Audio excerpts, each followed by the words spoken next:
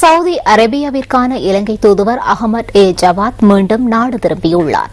அரசாங்கம் விடுத்த அறிவித்தலுக்கு அமைய அவர் நாடு திரும்பியுள்ளதாக வெளிவிவகார அமைச்சின் செயலாளர் கருணாதிலக அமுனுகம குறிப்பிட்டார். பணிப்பெண் ரிசானா நஃபீக்கிற்கு சவுதி அரேபியாவில் மரண தண்டனை நிறைவேற்றப்பட்டதை தொடர்ந்து விரைவில் நாடு திரும்புமாறு அகமது ஏ ஜவாத்துக்கு அரசாங்கம் அறிவித்திருந்தது. அகமது ஏ ஜவாத் 3 வருடங்களாக சவுதி அரேபியாவிற்கான இலங்கை தூதுவராக கடமையாற்றியுள்ளதாக வெளிவிவகார அமைச்சு குறிப்பிட்டுள்ளது.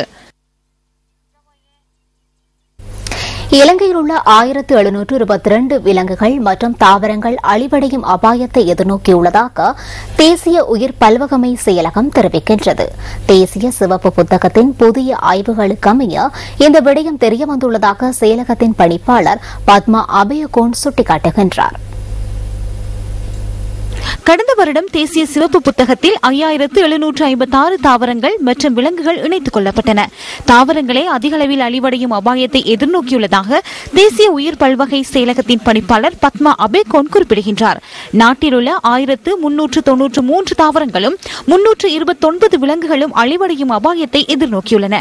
வன பாதுகாப்பு மற்றும் வனஜீவராசிகள் திணைக்களம் உள்ளிட்ட பல அரசு நிறுவனங்கள் இணைந்து விலங்குகளை பாதுகாப்பதற்கான நடவடிக்கைகளை முன்னெடுத்துள்ளன.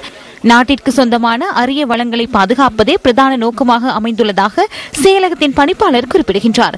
அழிவடைந்து செல்லும் தாவரங்கள் மற்றும் விலங்குகளை பாதுகாக்கும் பொறுப்பு பொதுமக்களுக்கு உள்ளதாக தேசிய உயிர் பல்வகை செயலகம் சுட்டிக்காட்டுகின்றது. சட்ட ரீதியான நடவடிக்கைகளின் ஊடாக அவற்றை பாதுகாக்க முடியாது எனவும் இது தொடர்பில் தெளிவூட்டும் நடவடிக்கைகள் தற்போது முன்னெடுக்கப்பட்டுள்ளதாகவும் அவர் தெரிவிக்கின்றார். தாவரங்கள் மற்றும் விலங்குகளை பாதுகாக்கும் நடவடிக்கைகள் தொடர்பில் பொதுமக்கள் அறிந்து செயற்பட வேண்டும் என தேசிய உயிர் பல்வகை செயலகம் குறிப்பிடுகின்றது. சிகிரியாவில் பூச்சியினங்களை சேர்த்துக் கொண்டிருந்த ஹங்கேரிய பிரஜைகள் 2 கைது செய்யப்பட்டுள்ளனர்.